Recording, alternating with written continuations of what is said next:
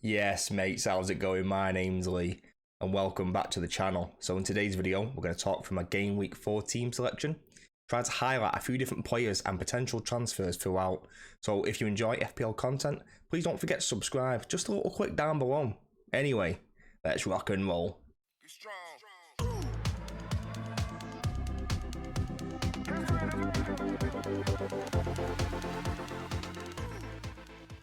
Right, mates. First up, we've got Pickford in goal, and it was a decision between Turner, who's got Chelsea away, and Pickford, who's got Sheffield United away.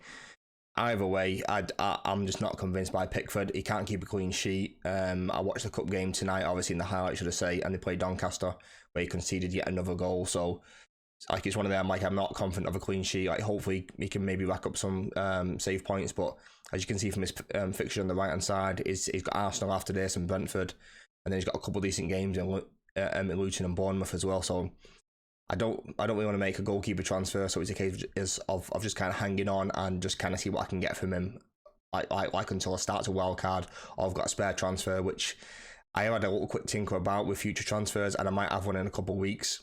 My first defender is Colwell, and I did hear some news coming out after the game today that there might be an injury scare. So keep your eyes kind of peeled for that and kind of see if you do hear anything. 4.5 million defender, owned by 4.1%, really cheap, great run of fixtures. We all know Chelsea have got great fixtures. I think if he's fit, he plays. If there was any kind of injury scare, I would be tempted to take him out. I'm not entirely sure who for. I do really want Sterling. I would be tempted to take a hit and maybe take Colwell down to anybody. I mean, I could even go up and then I might get Sterling in the midfield. That's still an option for me, and it's something I am still considering right now. But with the likes of Forest, Bournemouth, Fulham, and Burnley, 4 in the next 5, it's just it's so hard not to have at least 2 or 3 Chelsea within your team. And if I was going to rank him in order, it's still Chilwell number 1, probably Sterling, Jackson, Colwell, Mal, Gusto. I see a lot of people going for Gusto. Like obviously got the 2 assists. And with that one, I think it's a case of you've missed the haul, but he's so cheap. It's probably still worth going for. I still think Colwell is a better option. I still think Gusto might be dropped at any point, and because of that, I would still rather go for someone like Emma Colwell. So up next, we've got Colwell's partner in crime and Chelsea teammate Ben Chilwell, 5.8 million defender. He's slowly creeping up in price, and his ownership is currently around 32.7%. Exact same as Colwell, great one of fixtures, but the thing is with Chilwell, he plays so far forward that he's just heavily involved in the attacking aspect of the pitch. I mean, the likes of Forest, Bournemouth, Fulham, and Burnley, I'm expecting maybe 2 or 3 goal involvements over that period. Only concern is that he's always an injury risk at every single point of the season. He can't play multiple games, and the thing Chelsea have got going for them is the fact that they're not in Europe, so there's not a huge demand on him to play 3 games a week for the full season. So I'm hoping with that rest that we might see a Ben Chilwell who plays 28-32 games in the league this season. And if he does play over the next 5 games, like I said, I can see maybe getting 2 or 3 returns over that period. And if you haven't got Chilwell and you maybe only got 1 Chelsea, I think it's a really easy transfer to bring in. Like the likes of Sterling, if you haven't got him, Chilwell, Colwell, Gusto. Like I mentioned before, there's like 4 or 5 decent options from Chelsea right now. You could even go for Sanchez if you need a goalkeeper. I just don't think a goalkeeper transfer is worth it right now. But Chilwell definitely is. He's basically playing like a left forward. And if you've seen his chance that he had against Luton, I don't know why he didn't shoot. It's bizarre. Like I was listening to Planet FPL, and they described it as it's like watching someone on the PlayStation and they press cross instead of shoot. And I don't know, it's just bizarre. It's so strange, but yeah, it's like that's not like Chilwell, to be fair. Like he's normally a decent strike with the ball, especially when he gets in that attacking pitch, and he's just a great pick. It's like a really good pick, and I'm happy with him over the next 5 weeks. And as long as he can stay fit, he's on my team for the next 5 weeks, easy. So the last defender I've got making up the back 3 is Destiny Adoja, and unfortunately I missed his points last week, but my plan was always to bring Adoji in for this week. That's the reason why I started with him, and that's the reason why I started with a stupid ambush with Brighton's 3 great fixtures at the beginning, and Adoji was going to come in for game weeks 4 and 5, and they just rotate so well as a pair. I see a lot of people taking a stupid man out. Feel free to take him out, but you're going to want him back after a certain point, and like especially those games where Adoji plays Arsenal, Liverpool, a Stupinan could come in and easily play over that period because they've got nice games around that time. So Destiny Doji seems to the more nailed of the Spurs fullbacks, as opposed to someone like a Pedro Porro or an Emerson Royale on the right side, who seem to be rotating quite a lot. Adoji seems to have nailed this one down. I don't think Ange trusts Perisic to play left back, and if Perisic does play, I think he will be further forward. And if it looks like Perisic is going to play, and he is going to play left wing, then it might be a case of just trying to get in Perisic as soon as you can. Because if he's playing left wing, like you've got a defender playing left wing for a pretty decent side, and if that's the case, then it's probably going to be Heung-min Son playing centre forward, Richarlison gets dropped, and Perisic can run right on the on that left wing. But I'm quite happy with Adoja, and he's got 3 good games over the next 5, and he's going to play in those 3 games, and I can easily drop him for Arsenal, Liverpool, and as long as he gets the minutes, I think he's going to be a good option. We saw for Udinese last season, where he racked up maybe something like 6 goals and 6 assists over the course of the season. He does happily get involved in the attacking aspect of the pitch. Like you notice when Son plays, Son very much hugs the touch line, and Adoji almost plays like a left forward.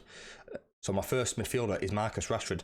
Away to Arsenal, it's not a great fixture, and it looks like he's going to drop down in price. His ownership is slowly dropping down, but as long as he plays left wing, he's going to cause teams problems. He's got a decent record against Arsenal, and I think he'll do pretty well up against them. So there's no need for me to sell right now. Like I see a lot of people selling him. I'm more than happy keeping Rashford in my team. Like especially if the Arsenal Brighton game, like we've got a nice run of about 4 or 5 games, and you're going to want him back. And like whether it's a case of like you're selling Rashford for these 2 games, and then you might bring him back after that point, I don't think that's a bad strategy. It's just 2 transfers, and I don't know if I want to waste 2 transfers moving players in and out all the time when I think Rashford's still capable of scoring points against the likes of Arsenal and Brighton. Like especially Brighton as well, when they can't keep clean sheets. And if we're attacking down that left-hand side and everything's coming through Rashford and Bruno, why are you going to sell them? Like he's obviously going to get goals and assists at some point. Yeah, like it's not quite clicking at the minute. Like he obviously got 2 assists on the weekend. Blatant penalty for me as well. Like I don't know why people are discussing it. But he will start being more heavily involved in the game. Like especially when Højlund is fit and he's got a number 9 to kind of bounce the ball off and play 1-2s with. I think he's going to cause absolute havoc. So just kind of bear in mind if you are going to sell him that he is going to bang at some point. And do you want to miss his points haul? If you do, feel free to sell him. I'm more than happy taking all his points in whilst everyone else sells him. So next up is Brian Mbeumo, and he's got Bournemouth at home.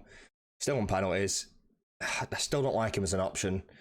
Still wish I had Eze. I mean, what I probably would have done last week is I actually wouldn't have brought in Jackson, and I could have just done Eze to Sterling, which is probably the better transfer that I should have done. But I've obviously gone from Mbeumo. Brentford still got great games. I've put all their fixtures as green for the next 5 because he's on penalties. I just think he's capable of scoring goals at in every single game, and the way Brentford set up, they are quite lethal on the counter attack. So they're supposedly tough games with Newcastle away, Man United away. They're so lethal on the counter attack. I can see them causing both teams problems, and then the other games are really good games. Bournemouth at home, Everton at home, Forest away. He's owned by about a quarter of the game. He's crept up in price to 6.8. As long as he gets a couple of penalties over that period and gets a couple of goals, same as all the players in the team, which I'm just really happy with my team, and just overall, I can see him maybe getting 3 goal involvements or like over the next 5 games, and if he does, I'd probably take that, to be honest with you. I don't see me moving him on anytime soon, but if Colwell was injured, he'd be one of the players I would consider taking out for Sterling, but I'd have to take a -4, and that obviously brings up his own kind of logistics and things like that, and it might not be worth the -4. Next up, we've got Phil Foden, and he's playing Fulham at home. 7.6 million midfielder, so he's crept up ever so slightly, and his ownership is currently 13.9%. I think this will slowly creep up towards the deadline for this game week. He was ill for the last game, that's the reason why he didn't start, and he got a lucky assist. I think if he would have played in that game, I think he would have caused absolute carnage for Sheffield United. Like, he's such a dangerous player, and like their previous game, like when he got the assist, it was just so influential, and he's such a good player. And if he gets serious minutes over the next 5, I think he's going to score so many points. I can see him scoring 25, 30 points or like over the next 5. So, and if he does, I'd probably take that, to be honest with you. Fulham at home, West Ham away, Forest at home, Wolves away. They've made a couple of signings in Doku, and they've just signed Matthias Nunes from Wolves. Don't really like either of them as signings. I think Doku is very, very raw, absolutely rapid and skillful. I think he's got the most successful dribbles per 90 over the last year or so. And I just don't see the hype with Matthias Nunes. I don't know if I'm missing something. I think he's a decent player. Like, he was linked with Liverpool, and I think he's linked with Man United at one point. But I just don't see it. Like, same with Paqueta. I think they're both decent players, but just one of the middle players. Like, 40, 50, 60, 80 mil for Paqueta. I just don't see it, mate. But Foden, as long as he plays, he will score points and he'll absolutely tear it apart. So I just hope he plays, and I hope he gets minutes, because if he does, we're going to be on to a winner, boys. You know what I'm saying? The next midfielder is Bukayo Saka. 8.6 million midfielder, owned by nearly everybody, 66% of the game, which is just huge. I mean, I just want to know if he's on penalties or not, and if he's not on penalties, I'd probably take him out. He took the last one, Odegaard took the one before that.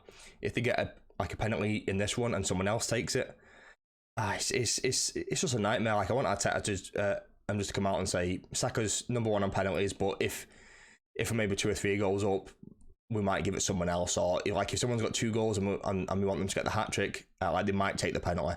But I just want him to come out and just be like, this is the penalty taker. He's going to take them, blah, blah, blah. But he just doesn't. So we'll kind of see what kind of works with that. But they've still got a decent run. Like, they've got Man United at home, and we're missing Luke Shaw and Varane.